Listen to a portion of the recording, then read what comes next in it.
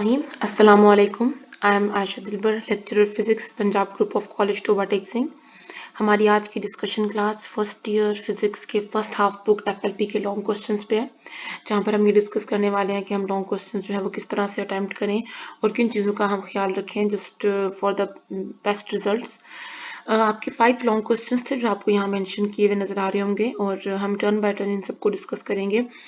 हमारा सबसे first long question था चैप्टर नंबर 2 आप लोगों का, what is vector product, right the 4 characteristics of vector product. तो ये एक इंपॉर्टेंट लॉन्ग क्वेश्चन है और आप सबसे पहले इस क्वेश्चन को आंसर करते हुए आप वेक्टर प्रोडक्ट को डिफाइन करो, आप एक्सप्लेन करो कि वेक्टर प्रोडक्ट क्या होती है। when the product of two vector result as a vector quantity then it is known as the vector product। आप उसको डिफाइन करो, इसमें आप कोई भी एग्जांपल कोड करके उसको मैं बता सकते हो, किसी भी दो वेक्टर जहाँ वेक्टर की प्रोडक्ट वेक्टर क्वांटिटी आ रही हो, टॉर्क की एग्जांपल कोड कर सकते हैं, एंगुलर मोमेंटम की एग्जांपल कोड कर सकते हैं। एंड द मोस्ट मेनली चीज आपको जैसे हम लोग मेंशन कर रहे हैं कि हमारा जो रिजल्ट है वो वेक्टर क्वांटिटी होती है। सो फॉर दैट उसकी ऑब्वियसली कोई ना कोई डायरेक्शन भी होगी। सो डायरेक्शन को डिफाइन करने के लिए आप वहाँ पे राइट हैंड रूल को भी डिफाइन करोगे, दैट मेक श्योर कि आप उसे डिफाइन करो। साथ आप उसे डायग्रामेटिकली भी बता सकते हो कि किस तरह से दो वेक्टर के जो प्रोडक्ट वेक्टर है उसकी डायरेक्शन दोनों वेक्टर्स यानी कि उस प्लेन के परपेंडिकुलर बन रही होती है। सो आप उसको डायग्रामेटिकली भी साथ प्लॉट करके दिखाओ। उसके बाद आपके क्वेश्चन का सेकंड हाफ था कि right the 4 characteristics of vector product. तो आप कोई सी भी 4 कैरेक्टरिस्टिक्स बता सकते हैं। आपकी बुक में ऑलमोस्ट 6 कैरेक्टरिस्टिक्स मेंशन की हुई है, कोशिश करें कि बुक के अकॉर्डिंग कोई भी 4 बता दें। बस स्प्लिट ना करें, मतलब ये काम ना करें कि आप किसी कैरेक्टर को स्प्लिट करके तो आप 4 बना लें, कोई भी 4 आप मेंशन कर सकते हो, दैट्स योर चॉइस। बस क्वेश्चन में एक चीज जो मेन है इस टॉपिक में आंसर करते हुए ये है कि वेक्टर साइन का बहुत ख्याल रखना है आप लोगों ने। आप जहां भी किसी वेक्टर को मेंशन कर रहे होगे तो वेक्टर साइन मस्ट है, और जहां आप यूनिट वेक्टर डिफाइन करोगे तो वहां यूनिट वेक्टर मतलब डायरेक्शनल वेक्टर डिफाइन करना मस्ट है, वहां डायरेक्शनल वेक्टर लगाना है। तो बस यही इस क्वेश्चन के की पॉइंट्स हैं। वेक्टर साइन सबसे मेन चीज है, स्टूडेंट्स अक्सर इसमें ही गलती करते हैं। इसका जो हमारे पास बी पार्ट था वो आपके पास एक न्यूमेरिकल प्रॉब्लम है, थर्ड चैप्टर का न्यूमेरिकल है। A truck weighing 2500 kilogram moving with velocity 21 metre per second collide with a stationary car weighing 1000 kilogram is perfectly elastic collision. The truck and the car moving together after impact calculate their common velocities। आपको truck और car दोनों के message दिए हुए हैं, वो आपको mention कर रहा है कि ट्रक मूव कर रहा था इनिशियली और जाके रुकी हुई कार के साथ टकरा रहा है, मतलब दोनों की इनिशियल वेलोसिटीज का आपको करंट स्टेटस दिया हुआ है और मेंशन कर रहा है कि टकराने के बाद ट्रक जो है और कार की कॉमन वेलोसिटीज का मतलब कि टकराने के बाद ट्रक उस कार को घसीट के अपने साथ ही लेके जा रहा है, तो उन दोनों की जो वेलोसिटीज आफ्टर कोलिजन है वो कॉमन यानी कि सेम होगी, तो हमें वो कैलकुलेट करनी है। हम सिंपली यहाँ पे law of conservation of momentum apply करेंगे before and after. Before collision velocities पता है, आफ्टर कोलिजन वेलोसिटीज नहीं मालूम, लेकिन हम दोनों को सेम पुट कर देंगे, v1 प्राइम और v2 प्राइम को हम v ही पुट कर देंगे। और यही इस न्यूमेरिकल की एक की पॉइंट है कि आपने कॉमन वेलोसिटी में दोनों की वेलोसिटीज को सेम पुट कर देना है। आप जज कर पाओ कि क्या अप्लाई करना है, लॉ कौन सा लगाना है, कौन सा रिलेशन अप्लाई करना है, और उसके बाद ये जज कर लो कि आपको कॉमन वेलोसिटी लेनी है, इसका मतलब दोनों की वेलोसिटीज आफ्टर कोलिजन सेम लेनी है। और बाकी आपको मैसेज दोनों के गिवन है, इनिशियल वेलोसिटीज आपको पता है तो आप आराम से उन्हें रिप्लेस करके कैलकुलेट कर लेंगे और आपकी जो वेलोसिटी है वो आ जाएगी 15 metre per second. Important numerical है, पास में ये कई बार आया हुआ है। नेक्स्ट आपके पास क्वेश्चन नंबर 6 था, discuss elastic collision in one dimension, also derive the equation for velocities after collision. कोशिश करें कि पहले आप इलास्टिक कोलिजन को डिफाइन भी कर दें, ठीक है, और उसके बाद हम उसको कैलकुलेट करेंगे, रिलेशन ड्राइव करेंगे इक्वेशंस का फॉर वेलोसिटीज आफ्टर कोलिजन। पहले आप उसको डिफाइन कर दें और उसके बाद आप एक सिनेरियो कंसीडर कर लें जहां पर आप कोई केस ले लें जहां पर हम वन डायमेंशनल मोशन में इलास्टिक कोलिजन कंसीडर कर लें, जैसा आपकी बुक में लिया हुआ है। दो मैसेज कंसीडर किए हुए हैं, दोनों की वेलोसिटीज हैं, दोनों मूव कर रहे हैं along the same path same direction में इन अ सिंगल लाइन, और ड्यूरिंग देयर मोशन वो टकराते हैं, आपस में कोलाइड करते हैं। तो कोलिजन के बाद उनकी जो वेलोसिटीज हैं आपको आफ्टर कोलिजन कैलकुलेट करनी, v1 प्राइम और v2 प्राइम आपको निकालना है। यहाँ पे दो लॉज हम अप्लाई कर रहे होंगे, law of conservation of momentum, law of conservation of kinetic energy, चूंकि इलास्टिक कोलिजन है। Law of conservation of momentum तो होल्ड कर ही रहा होता है तमाम तरह की कोलिजन में, लेकिन काइनेटिक एनर्जी होल्ड करता है इलास्टिक कोलिजन के केस में। आप दोनों लॉज को बारी बारी अप्लाई करोगे और दोनों से आने वाला ये जो फर्स्ट लॉ आपने अप्लाई किया फिर सेकंड वन, दोनों से आने वाली जो हमारी फाइनल इक्वेशंस होंगी ना, सिंप्लीफाइड इक्वेशन, उनको हम आपस में साइमल्टेनियसली सॉल्व करेंगे, जैसे हम मैथ्स में किसी भी दो इक्वेशंस को साइमल्टेनियसली सॉल्व करते थे। तो बुक के अकॉर्डिंग आप इसको करोगे, उनको साइमल्टेनियसली सॉल्व करोगे और देन आफ्टरवर्ड आपके पास एक सिंप्लीफाइड रिलेशन आ जाता है। वहीं से हम उनको एलिमिनेशन मेथड अप्लाई करे थे, बुक में भी वही किया हुआ है। हम v1 प्राइम या v2 प्राइम चूंकि दोनों कैलकुलेट करनी है, दोनों वेलोसिटीज आफ्टर कोलिजन, तो टर्न बाय टर्न एक बार v1 प्राइम प्राइम कैलकुलेट कर लें, V2 प्राइम को एलिमिनेट कर लें, देन सेकेंडली आप V2 प्राइम कैलकुलेट कर लें, या आप ये भी कर सकते हैं जो कि कन्वीनियंट होगा टाइम बचाने के लिए कि आप दोनों इक्वेशंस को साइमल्टेनियसली सॉल्व करके एक वेलोसिटी V1 प्राइम या V2 प्राइम कोई सी भी एक उसे कंप्लीटली ड्राइव करके रिलेशन निकालें, और सेकंड वेलोसिटी के लिए रिलेशन के लिए आप मेंशन कर दें कि सिमिलरली हम उन्हीं रिलेशंस को यूज करके सेकंड वेलोसिटी भी कैलकुलेट कर सकते हैं। इस पूरे टॉपिक या पूरे क्वेश्चन में जिसका आपने ख्याल रखना है वो ये रखना है गाइस के एक तो ये कि यहाँ पे वेक्टर साइन नहीं लगाया हुआ, बिकॉज वन डायमेंशन का केस है, डायरेक्शन चेंज नहीं हो रही, तो हमारी कन्वीनियंस के लिए वो उसको स्केलर ट्रीट कर रहा है, तो वेक्टर साइन नहीं लगाए। सेकेंडली स्क्वायर आ रहा होगा वेलोसिटीज पे, तो उस सूरत में भी उसने वेक्टर साइन यहाँ पे नहीं लगाया हुआ, तो ये ख्याल रखें। अक्सर बच्चे यहाँ पे पहले लगा रहे होते हैं, फिर आगे नहीं लगाते हैं, फिर कंफ्यूज होते हैं। अच्छा, एंड द सेकंड थिंग, आप जब ड्राइव करो तो आप मैथमेटिकल स्टेप्स कंप्लीट करो, उसे मिस नहीं करो, और अपने टाइम को बचाने के लिए एक को कंप्लीट स्टेप्स के साथ ड्राइव कर लो और दूसरे को सिमिलरली मेंशन करके रिलेशन वहां पे लिख दो, लेकिन उसके लिए रिलेशन आपको जुबानी पर याद होना चाहिए। अच्छा, नेक्स्ट हमारे पास इस क्वेश्चन का बी पार्ट था। इस क्वेश्चन के बी पार्ट में आपके पास सेकंड चैप्टर का न्यूमेरिकल है। A load of 10 Newton suspended from a cloth line, they distort the line so that it makes an angle of 15 degree with the horizontal at each and, find the tension in the cloth line. मतलब simple, एक जो कपड़ा टांगे वाली रस्सी होती है, simple अगर मैं कहूँ तो उसके साथ आपने एक वेट टांगा हुआ है और वो हॉरिजॉन्टल पोजीशन के साथ ऑब्वियसली वो जो आपके पास रस्सी है वो बेंड हो गई है, एंड व्हेन इट बेंड्स तो हॉरिजॉन्टल पोजीशन के साथ वो कोई ना कोई एंगल बना रही है। वो एंगल जो दोनों एंड पे बन रहा है वो उसने आपको दे दिया, एंगल 15 डिग्री का बन रहा है, और आपसे अब ये कह रहा है कि जब ये वेट इस तरह से हैंग हुआ है तो अब आप बताएंगे उस डिस्टॉर्ट जो क्लॉथ लाइनर रस्सी है उसमें टेंशन कितनी होगी, तो आपको टेंशन कैलकुलेट करनी है, और आपको वेट गिवन है, आपको एंगल गिवन है, उसका आपको टेंशन निकालनी है। और उसके लिए आप क्या करेंगे, आप इस पूरी सिस्टम में मौजूद पॉसिबल फोर्सेस को कंसीडर कर लेंगे। फोर्सेस चूंकि एंगल बना रही है, टेंशन एंगल बना रही है, आप उसे उसके कंपोनेंट्स में क्या करेंगे, रिजॉल्व करेंगे, और कंपोनेंट्स में रिजॉल्व करने के बाद हॉरिजॉन्टल और वर्टिकल कंपोनेंट में रिजॉल्व करने के बाद हम इक्विलिब्रियम की कंडीशन अप्लाई करेंगे, बिकॉज ये न्यूमेरिकल उसी के अकॉर्डिंग है। हम first condition of equilibrium apply करते हुए सम ऑफ फोर्सेस इक्वल टू 0 लेंगे, सम ऑफ हॉरिजॉन्टल कंपोनेंट बी 0 लेंगे, फिर सम ऑफ वर्टिकल कंपोनेंट बी 0 लेंगे। हॉरिजॉन्टल 0 लेने पर हमें ये पता चल जाएगा कि तमाम हॉरिजॉन्टल कंपोनेंट्स जो हैं वो टेंशन तो दोनों कंपोनेंट्स जो कैंसिल कर रहे हैं, बिकॉज दो ही हॉरिजॉन्टल फोर्सेस थी यहाँ पे। वर्टिकल का सम कंसीडर करके वहां पर आपके पास जो पॉसिबल गिवन डाटा है हम उसको पुट करके कैलकुलेट कर लेंगे अपनी टेंशन जो हमें कैलकुलेट करनी थी, और टेंशन हमारे पास 19.3 न्यूटन आ गई है। इस पूरे न्यूमेरिकल में सबसे इम्पोर्टेंट पॉइंट सिर्फ इतना है कि स्टूडेंट्स यहाँ पर डायग्राम नहीं प्लॉट करते, अगर करते हैं तो बस ये ड्रॉ कर देते हैं और उसके बाद ये शुरू कर देते हैं। पहली बात तो ये कि डायग्रामेटिक न्यूमेरिकल्स नहीं आते, लेकिन इस न्यूमेरिकल में डायग्राम दी होना जरूरी नहीं था, आपको खुद ड्रॉ करनी है तो आप कर सकते हो। सेकेंडली, ये डायग्राम नहीं है, बेसिकली ये वेक्टर्स को कंपोनेंट्स में रिजॉल्व करना है। तो इस फिगर को प्लॉट किए बिना आप यहाँ पे कंपोनेंट्स को डिफाइन करके अगर बट्टे से डायरेक्ट लिखोगे तो वो सही कंसीडर नहीं होगा, आपके मार्क्स डिडक्ट हो जाएंगे। तो मेक श्योर करें कि यहाँ पे आपने प्रॉपरली उस सिनेरियो को ड्रॉ करना है, ड्रॉ करने के बाद अपने फोर्सेस जो कंपोनेंट्स में रिजॉल्व करना है, और फिर हॉरिजॉन्टल और वर्टिकल कंपोनेंट्स का सम लेके आपने सॉल्व करना है। तो मेन इस न्यूमेरिकल में इतना ही, और न्यूमेरिकल बहुत सिंपल है। अच्छा, नेक्स्ट हमारे पास जो क्वेश्चन था, long question, question number 7, discuss work done by variable force, also describe the graphical method. तो आपको ग्राफिकल मेथड भी डिफाइन करना है। सबसे पहले आप डिफाइन करो कि वेरिएबल फोर्स होती क्या है। ऐसी फोर्स का मैग्नीट्यूड डायरेक्शन चेंज हो रही हो वेरिएबल फोर्स कहलाती है। आप मैथमेटिकल फॉर्म में डिफाइन करने से पहले कोशिश करें कि यहाँ वेरिएबल फोर्स की कोई ना कोई एग्जाम्पल कोट कर दें, ठीक है। और उसके बाद आप जो है मैथमेटिकली एक केस लेके चलेंगे, जैसे यहाँ पे कंसीडर किया विद एक पार्टिकल को एक पॉइंट ए से उठा के पॉइंट बी तक लेके जाया जा रहा है।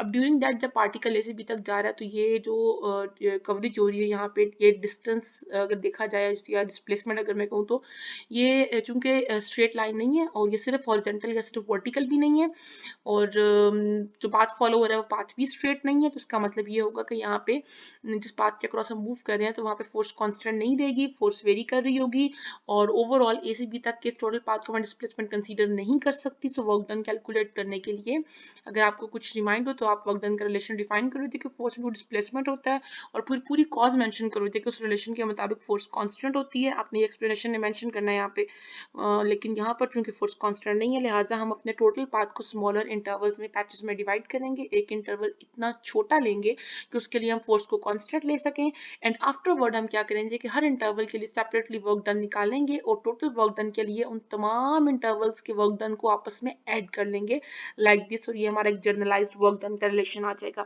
क्योंकि उसने हमें कहा था कि ग्राफिकल मेथड जरूर बताएं, तो ये मैं आपको बताती जाऊँ कि इनिशियल मैथमेटिकल फॉर्म पे अगर आप डिटेल में काम ना भी करें तो चलेगा, डिस्क्रिप्शन जरूर दें क्योंकि केस आपने वहीं पे बताना है। उसके बाद आप ग्राफिकल मेथड को डिटेल में डिस्कस कर लेंगे। ग्राफिकल मेथड में उसने क्या किया है कि उसने फोर्सेस के प्रोजेक्शंस ले लिए अलॉन्ग द डिस्प्लेसमेंट, और बेसिकली उसने ग्राफ प्लॉट किया हुआ है किसके दरमियान, फोर्स के प्रोजेक्शंस के दरमियान कॉज ऑफ थीटा, और डिस्प्लेसमेंट के दरमियान जो टोटल कवर हो रहा है from point A two point be on each interval. जो ग्राफ बने हैं वो ग्राफ स्ट्रेट नहीं है, वो ग्राफ कर्व है, वो इस बात की वेरिफिकेशन है कि फोर्स यहाँ पे कांस्टेंट नहीं थी। और फिर ग्राफिकल मेथड का तरीका ये होता है कि आप कैलकुलेट कर लें एरिया अंडर द कर्व। अगर हम लोग कैलकुलेट कर लेते हैं एरिया अंडर द कर्व, जो फोर्स और डिस्प्लेसमेंट के दरमियान ग्राफ है, अगर आप इस ग्राफ के अंडर का एरिया निकाल लेते हो तो वो एरिया बराबर होगा वर्क डन के। सो अब एरिया निकालने के लिए अगर आप देखो तो ये कुछ शेप सिमेट्रिकल नहीं थी, हम अपने टोटल एरिया को मेंशन करेंगे कि हम उसे स्मॉल पैचेस में डिवाइड करेंगे, स्मॉल रेक्टेंगुलर स्ट्रिप्स में डिवाइड करेंगे, और तमाम रेक्टेंगुलर स्ट्रिप्स का सेपरेटली एरिया निकालेंगे, और टोटल के लिए उन तमाम को आपस में ऐड कर लेंगे, हमारे पास टोटल क्या आ जाएगा, एरिया, और वही एरिया हमारा बन रहा होगा वर्क डन। और यहाँ पे कंडीशन एक बात जरूरी है, क्योंकि जितनी स्ट्रिप्स हम छोटी लेंगे, जितना हम इंटरवल हम छोटा लेंगे, उतना हमारा वर्क डन ज्यादा एक्यूरेटली मेजर होगा। तो लास्ट में आप रिजल्ट को डिफाइन कर दोगे। तो ये आपको कंप्लीट यहाँ पर करना पड़ेगा। दोनों मेथड डिफाइन करते ज़्यादा बेहतर है। इनिशियल को डिटेल में डिस्कस ना करें, लेकिन ग्राफिकल मेथड को तमाम मतलब स्टेप्स को प्रॉपर्ली इलैबोरेट करें, क्योंकि उसने आपसे ग्राफिकल मेथड डिमांड किया था यहाँ पे। अच्छा, उसके बाद इस क्वेश्चन का बी पार्ट था, और बी पार्ट में हमारे पास चैप्टर नंबर 8 का न्यूमेरिकल प्रॉब्लम था। न्यूमेरिकल प्रॉब्लम ज़रा डिटेल न्यूमेरिकल है, अक्सर स्टूडेंट्स इसको मिस करते हैं, स्किप करते हैं। तो मैं आपको ये बता दूं कि डॉपलर इफेक्ट से रेलेवेंट न्यूमेरिकल प्रॉब्लम स्किप करके ना चलें, उनको प्रिपेयर करके चलें, क्योंकि न्यूमेरिकल प्रॉब्लम चैप्टर 8 में से आ सकता है, तो फिर कोई भी आ सकता है। Numerical, the absorption spectrum of the faint galaxy is measured, and the wavelength of one of the line identified as the calcium alpha line is found to be 478 nanometer. The same line has the wavelength of 397 nanometer. You have to calculate, जो बताना है आपको यहाँ पे, is the galaxy moving toward और away from that, तो आपको calculate करना है कि गैलेक्सी किस तरफ मूव कर रही है। Calculate the speed of galaxy relative to Earth, आपको स्पीड भी निकालनी है। तो स्पीड ऑफ लाइट उसने आपको दी हुई है। कंडीशन ये है कि जो लाइट एक मूविंग गैलेक्सी से अर्थ तक पहुंच रही है, उस लाइट से उसने वेवलेंथ को अप्रोक्सीमेट किया, and is found to be that the wavelength is for of the calcium alpha line.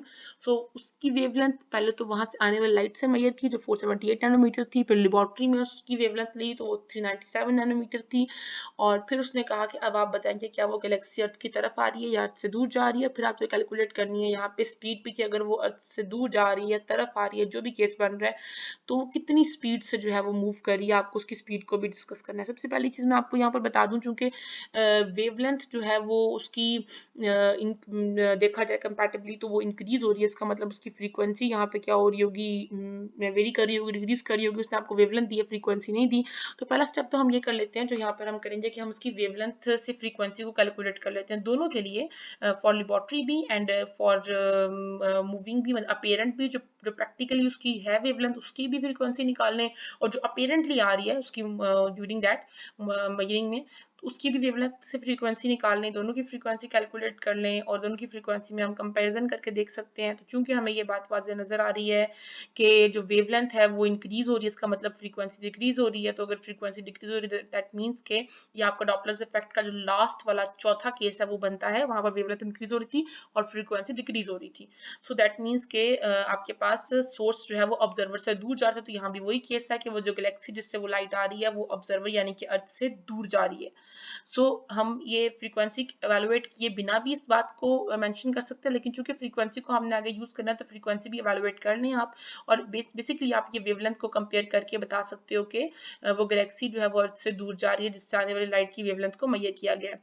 उसके बाद अब हमने बताना है कि वो कितनी स्पीड से दूर जा रही है। तो मैंने चूंकि पहले ही इसमें बता दिया कि ये कौन सा केस बनता है, फोर्थ केस बनता है। तो फोर्थ केस का रिलेशन आप यहाँ पर अप्लाई करोगे, आपके पास v यानी कि यहाँ पे v स्पीड किसकी होगी, साउंड की नहीं, बेसिकली ये लाइट की बात है तो लाइट की स्पीड होगी। आपके पास वो v स्पीड गिवन है, आपको जुबानी ही पता होनी चाहिए। आपके पास दोनों फ्रीक्वेंसीज आप पहले ही कैलकुलेट कर चुके हो लाइट की, वो मालूम है। आप फ्रीक्वेंसीज को पुट करोगे, आप स्पीड ऑफ लाइट को पुट करोगे, आप इस रिलेशन को यूज करके सोर्स की स्पीड को कैलकुलेट कर लोगे। सिर्फ कैलकुलेशन जरा सी है, बाकी ये मुश्किल नहीं है। मेन चीज है कि आप स्टेटमेंट को एवेलुएट करके अपना डाटा निकाल लो, और डाटा से आप ये चीज जज कर लो कि ये कौन सा वाला केस बनता है। ये डॉपलर इफेक्ट के 4 केसेस मेंशन थे आपके, ये केस कौन सा बन रहा है उन चारों में से, बस ये हमारा मेन है। अगर आप ये कर लेते हो तो उसके बाद बाकी तो रिलेशन अप्लाई करना है, आप डेफिनेटली उसे कर लोगे। नेक्स्ट आपके पास क्वेश्चन था क्वेश्चन नंबर 8। क्वेश्चन नंबर 8 के तक prove that the speed of sound varies directly as square root of absolute temperature. तो डेरिवेशन है, डायरेक्ट डेरिवेशन है, इसमें कोई ऐसी चीज नहीं है, क्योंकि जो क्वेश्चन की डिमांड है उसके मुताबिक आपको कोई इतनी डिटेल चीजों को डिस्कस नहीं करना। लेकिन हाँ ये ख्याल रखें कि मैथमेटिकली उसने पूछा, लेकिन इस मैथमेटिकल में आप जितना थ्योरी को बता सकते हो आप जरूर बता दो, ठीक है। आप उस रिलेशन को इनिशियली बता दो, आप एक एक स्टेप को जहां आपसे डिस्कस कर सकते हो जरूर कर दो।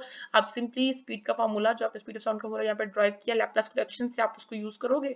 और उसने आपसे कहा है कि एक जर्नल केस आपको बताना है कि स्पीड टेम्परेचर पर डिपेंड करती है, तो हम लोग टेम्परेचर की कंडीशन ले लेंगे। अगर टेम्परेचर चेंज हो रहा हो तो स्पीड चेंज हो रही है, चूंकि डेंसिटी चेंज हो रही है, लिहाजा हम यहाँ पर उसकी सिचुएशन को पुट कर लेंगे और रिप्लेस करने के बाद हमारे पास प्रेशर फैक्टर कैंसिल हो जाएगा, सिर्फ डेंसिटी रह जाएगी।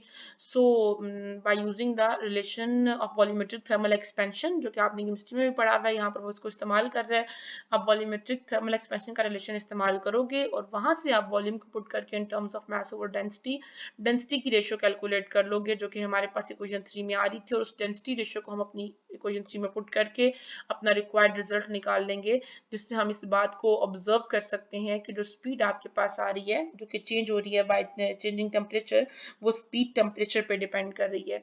और ये रिलेशन इस बात की वेरिफिकेशन है कि speed is directly proportional to square root times of temperature, ठीक है। स्पीड रेशियो इक्वल आई है हमारे पास टेम्परेचर रेशियो के, और डायरेक्ट रिलेशन आ रहा है उनके दरमियान। तो ये डेरिवेशन करनी है आपने, कंप्लीट स्टेप बाय स्टेप करनी है, कुछ स्टेप मिस नहीं करना, वो डिटेल पहले ही नहीं है। और थ्योरी जहां तक पॉसिबल हो आपने यहाँ पे जरूर डिस्कस कर लेनी है। नेक्स्ट हमारे पास इसका बी पार्ट है, उसने मेंशन किया 70 kg man runs up a long flight of stairs in 4 seconds. आपको मैथ दिया हुआ है, आपको टाइम इंटरवल दिया हुआ है जितने टाइम वो स्टेयर्स चढ़ रहा है पर्सन, आपको वर्टिकल हाइट गिवन है स्टेयर की, और आपसे कह रहा है पावर बताएं। सिंपल रिलेशन है guys, power work done over time के बराबर होता है। वर्क डन कितना करना पड़ा, जितना आपके पास वो वर्क कर रहा होगा वो क्या होगा, वो work as a potential energy उसमें स्टोर हो रहा होगा। तो हम डायरेक्टली वर्क डन निकाल लें फार्मूला लगा के, या फिर हम उसको equal to potential energy put कर दें, mgh ग्रेविटेशनल पोटेंशियल एनर्जी। और ओवर टाइम आपको मैथ्स भी गिवन है, आपको जी पता है, आपको एच गिवन है, आपको टाइम गिवन है। तमाम डाटा पुट करके आप आराम से यहाँ पर पावर कैलकुलेट कर सकते हो वॉट में। उसके बाद हमारे पास हमारा लास्ट लॉन्ग क्वेश्चन था, define centripetal force, last but not the least important long question है। Also derive the equation F is equals to mr omega square. आपको कैलकुलेट करनी सेंट्रीपिटल फोर्स, सबसे पहले सेंट्रीपिटल फोर्स को आप डिफाइन करोगे, ठीक है। The force which need to bend the normally straight path of a particle or body in a circular path, आप उसको डिफाइन करो, आप ये मेंशन करो, एक्सप्लेनेशन दो कि सेंट्रीपिटल फोर्स क्यों जरूरी होती है। उसके बाद आप कोई ना कोई यहाँ पे एग्जांपल कोट करो, क्योंकि हर केस में कोई ना कोई, हर केस से मुराद कि हर केस जहाँ कोई बॉडी सर्कुलर पाथ में मूव कर रही होती है वहां कोई ना कोई फोर्स काम करती है, सेंट्रीपिटल फोर्स। तो आप तो जो पॉसिबल एग्जांपल वहां कोट कर सकते हो वो कोट कर दो। जैसे यहाँ पे एग्जांपल आपको फिगर से भी नजर आ रही है कि जहाँ पर एक पत्थर, एक स्टोन को एक को लिया जिस रस्सी से बांध के घुमाया जा रहा है सर्कुलर पाथ में, तो यहाँ पे रोप में जो टेंशन होगी वो काम कर रही है सेंट्रीपिटल फोर्स। तो आप कोई भी केस ले सकते हो। उसके बाद to calculate the relation for centripetal force, आप यहाँ पर सबसे पहले कैलकुलेट करेंगे, क्योंकि फोर्स निकालनी है तो न्यूटन लॉ के मुताबिक F is equals to m में, तो आप पहले एक्सेलरेशन निकालोगे। एक्सेलरेशन क्या होता है, rate of change of velocity. तो हम एक सिनेरियो कंसीडर करेंगे, एक पूरा केस लेंगे, जो केस यहाँ थ्योरेटिकली बताना बहुत जरूरी है, थ्योरी जरूर लिखनी है। आप मेंशन करें कि आप एक पार्टिकल की मोशन ले रहे हो सर्कुलर पाथ, जहाँ पार्टिकल मूव कर रहा है across the circumference with uniform velocity, जिसमें अगर आप देखें तो वेलोसिटी का मैग्नीट्यूड जो है वो सेम रहा है, लेकिन डायरेक्शन हर पॉइंट पे क्या हो रही है, चेंज हो रही है। तो चूंकि वेलोसिटी की डायरेक्शन चेंज हो रही है, लिहाजा बॉडी एक्सेलरेशन पोजेस कर रही होगी। तो हम यहाँ पर एक्सेलरेशन निकालेंगे, लेकिन एक्सेलरेशन निकालने के लिए हमें यहाँ पे ग्राफिकली इन दोनों वेलोसिटीज का डिफरेंस लेना पड़ेगा, और वेलोसिटी का डिफरेंस लेने के लिए हम यहाँ पे इसको ड्रॉ भी करेंगे। और आफ्टरवर्ड हम ना सिर्फ ड्रॉ करके वेलोसिटी कैलकुलेट कर रहे हैं, बल्कि साथ ही हम यहाँ पर दोनों वेलोसिटीज का डिफरेंस निकाल रहे हैं, v1 और v2 का, जो कि हमारे पास यहाँ पे rq की शक्ल में आएगा डेल v। और फिर दोनों ट्राइंगल्स में, दोनों फिगर्स की ट्राइंगल्स में, फिगर ए और फिगर बी में, ट्राइंगल OAB और ट्राइंगल ये जो PQR बन रही है इसमें हमने कंपैटिबिलिटी लेनी है। और बाय दैट हम किसी भी दो साइड्स की रेशियो लेके बेसिकली यहाँ से डेल v कैलकुलेट करते हैं। उसके बाद हमारे पास एक्सेलरेशन आ जाता है, फिर सिंपल न्यूटन्स का लॉ अप्लाई करके हम यहाँ पे कैलकुलेट कर लेते हैं एक्सेलरेशन से सेंट्रीपिटल फोर्स, और सेंट्रीपिटल फोर्स हमारे पास जो है वो आ जाती है Fc is equals to mv² and afterward हमारे पास हम यहाँ पे v की वैल्यू पुट कर रहे हैं जो मेंशन है आपको डायरेक्टली लीनियर वेलोसिटी को इन टर्म्स ऑफ एंगुलर पुट करेंगे, और इन टर्म्स ऑफ एंगुलर पुट करने के बाद हम यहाँ पर कैलकुलेट कर लेंगे सेंट्रीपिटल फोर्स का वो रिक्वायर्ड रिलेशन जो कि था इन आया हुआ in terms of angular velocity. Topic बज़ाहिर जो है रिटेल है, लेकिन ख्याल रखना कि यहाँ पर भी थ्योरी मिस नहीं करनी है। इस टॉपिक में भी एक ही प्रॉब्लम आती है कि स्टूडेंट्स सारा मैथमेटिकली कर देते हैं, हर चीज़ थ्योरेटिकली कुछ भी मेंशन नहीं करते हैं। आपने एक एक चीज़ को मेंशन करना है जो आप ले रहे हो, ड्रॉ कर, जैसे आप यहाँ पे वेलोसिटीज का डिफरेंस लेना है, आपने ड्रॉ करना है इनको पी क्यू V1 को या पी आर, तो आप मेंशन कर दें कि आप ड्रॉ कर रहे हैं और फिर आपने यहाँ पे इस तरह से आर क्यू ड्रॉ किया, डेल वी लिया, तो एक एक स्टेप को आप थ्योरेटिकली साथ मेंशन करेंगे और फिर आप इसको कैलकुलेट करेंगे, क्योंकि मैथमेटिकल स्टेप इसमें कुछ मुश्किल नहीं है, लेकिन मेन है कि आप अपने पूरे टॉपिक को स्टेप बाय स्टेप एलाबोरेट करेंगे। उसके बाद हमारे पास इस लास्ट क्वेश्चन का लास्ट न्यूमेरिकल प्रॉब्लम आता है, चैप्टर नंबर 6 का न्यूमेरिकल है। Last numerical, what gauge pressure is required in the city mains for a stream of fire hose connected to the main to reach a vertical height of 15 metre. आपको height given है, उसके अलावा कुछ mention नहीं है। बात यहाँ पर हो रही है ये फायर होज के एंड पे वाटर की बात हो रही है कि जब वो एक सर्टन हाइट तक उसे पंप अप करते हैं तो हाइट कितनी, 15 मीटर, मतलब उसने आपको और कुछ गिवन नहीं है और कुछ से मुराद मेरी, क्योंकि यहाँ पर नॉलेज इक्वेशन अप्लाई करनी है, तो उसने आपको वेलोसिटी के एंड पे कुछ नहीं दिया हुआ। इसका मतलब ये हुआ कि जिस पाइप से वाटर जो है उसको पंप अप किया जा रहा होगा, उस पाइप का क्रॉस सेक्शनल एरिया कांस्टेंट होगा और तभी वहां वेलोसिटी चेंज नहीं हो रही। तो लिहाजा हम इसी बात को यहाँ पे कोट करके वेलोसिटी वाले फैक्टर को दोनों एंड से कैंसिल कर देंगे। और अब जो हमारे पास रिलेशन बचेगा, चूंकि उसने हमसे कहा है कि गेज प्रेशर यानी कि प्रेशर डिफरेंस हमें बताना है, जबकि हाइट उसने डिफरेंस उसने हमें दिया है जितनी हाइट तक वाटर को पंप अप करना है, तो हम अपने इस रिलेशन को अरेंज करेंगे और यहाँ से प्रेशर डिफरेंस निकाल लेंगे, जबकि हाइट हम यहाँ पर पुट कर लेंगे जो हमें गिवन है। तो हमारा ये न्यूमेरिकल जो है सॉल्व होकर 1.47 10⁵ पास्कल आ जाएगा, जो रिक्वायर्ड प्रेशर डिफरेंस था। Well that's all about it. ये थे हमारे लॉन्ग क्वेश्चंस। अगेन वही मेरा पॉइंट है कि जब उनको अटेम्प्ट करते हैं तो गाइस छोटे छोटे पॉइंट को हर चीज़ को मेंशन करके चलें, थ्योरेटिकली साथ मेंशन करके चलें।